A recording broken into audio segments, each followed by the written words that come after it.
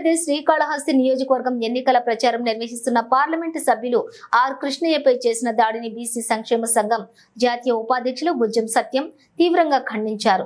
హైదరాబాద్ కాచిగూడలో ఏర్పాటు చేసిన బీసీ సంఘం సమావేశంలో వారు మాట్లాడుతూ 50 ఏళ్ల నుండి బీసీల కొరకు సుదీర్ఘ పోరాటం చేస్తున్న ఆర్ కృష్ణయ్యపై దాడి చేయడం శ్రేయస్కరం కాదన్నారు. ఎన్నో స్కూళ్లను, కాలేజీలను, గురుకుల పాఠశాలల్లో ఏర్పాటుకు చేసినటువంటి ఆయనకే అంతటి ఘనత కూడా ఆయనకే చెందుతుందని కొనియాడారు. బీసీల ఎదుగుదలను చూడలేకే ఇతర పార్టీల వారు దాడిని చేయించారని దుయ్యబట్టారు. కృష్ణయ్యపై చేసిన దాడి యావత్ దేశంలోనే 70 కోట్ల మంది బీసీలపై దాడి జరిగినట్టుగా భావిస్తున్నామని అన్నారు. రాబోయే రోజుల్లో బీసీలపై దాడి చేస్తే తిరిగి ఎదురు దాడి చేస్తామని బీసీ సంఘం జాతీయ ఉపాధ్యక్షులు గొజ్జ సత్యం హెచ్చరించారు. ఆంధ్రప్రదేశ్ ఎన్నికల నేపథ్యంలో నిన్న సాయంత్రం శ్రీకాళహస్తి నియోజకవర్గంలో ప్రచారంలో ఉన్న జాతీయ బీసీ సంక్షేమ సంఘం అధ్యక్షులు, రాజ్యసభ సభ్యులు ఆర్ కృష్ణ గారిపై గుర్తు తెలియని వ్యక్తులు నిన్న దాడి చేశారు. ఈ దాడిని జాతీయ బీసీ సంక్షేమ సంఘం చాలా తీవ్రంగా ఖండిస్తోంది.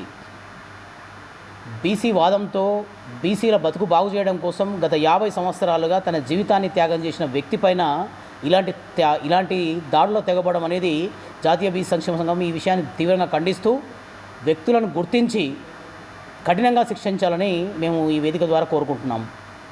అలాగే ప్రజాస్వామ్యంలో ఎప్పుడైనా ఎక్కడైనా నోటి ద్వారా ఓటు ద్వారా మాత్రమే మాట్లాడుకోవాలి, కానీ మనం రాతి యుగంలో ఉన్నట్టుగా ఈ రాళ్ల దాడి చేయడం అనేది చాలా పాశవికమైన చర్య.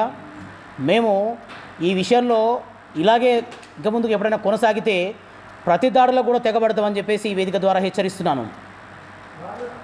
కృష్ణన్న ఏ పార్టీలో కాకుండా ఒక బీసీ నాయకునిగా బీసీ విద్యార్థుల సమస్యలపైన, నిరుద్యోగుల సమస్యలపైన, సామాజిక సమస్యలపైన, రిజర్వేషన్ల సమస్యలపైన 40 సంవత్సరాల నుంచి పోరాడుతున్న ఉద్యమ సూర్యుడు. అలాంటి వ్యక్తి పైన అక్కడ వస్తున్న ఎన్నికల నేపథ్యంలో ప్రచారంలో వస్తున్న విశేషమైన ప్రజాదరణను చూసి దాన్ని ఓర్వలేక కడుపు మంటతోటే ఇట్లా ఈ రకమైన దాడిని వాళ్ళు చేశారు. ఈ దాడిని చేసిన వాళ్ళని శిక్షిస్తూ అన్నకి ఇంకా ఎలక్షన్స్ టైంలో కానీ మిగతా కానీ ప్రజా జీవితంలో ఉన్నారు కాబట్టి ఆయనకి మరింత కట్టుదిట్టమైన భద్రతను ఏర్పాటు చేయాలని చెప్పేసి ఈ వేదిక ద్వారా మేము డిమాండ్ చేస్తున్నాం.